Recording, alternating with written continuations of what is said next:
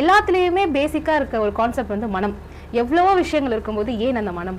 So mind is everything. உங்களுக்கு மைண்டை வந்து நீங்கள் கண்ட்ரோல் பண்ணிட்டீங்கன்னா உங்கள் லைஃப் வந்து ரொம்ப பியூட்டிஃபுல்லாக இருக்கும். ஸோ என்னென்னா யூஸ்வலாக வந்து ஒரு டிசைர்ஸ் பேஸ்ட் ஒரு ஆசைகள், எதிர்பார்ப்புகள் மற்றும் உணர்ச்சிகள் இது சம்மந்தப்பட்ட ஒரு குறிக்கோள்கள் இருக்கும். ஃபார் எக்ஸாம்பிள் நிறைய கார் வாங்குறது, நல்ல சம்பாதிக்கிறது, புகழ், அதிகாரம் எல்லாமே இது சம்பாதிக்கிறது வந்து ஜென்ரலாக ஒரு பர்பஸில் இருப்பாங்க. பட் ஆனால் some point of time especially வந்து ஒரு 50s அபவ் பார்த்தீங்கன்னா அந்த ரியலைசேஷன்னா ஒரு கேஷுவலாக வந்து நீங்களே வந்து எல்லாருமே ரியலைஸ் பண்ணுறது என்னென்னா எல்லாருமே நிம்மதியாக இருந்தால் போதும், எல்லாத்தையும் அச்சீவ் பண்ணிடுறாங்க.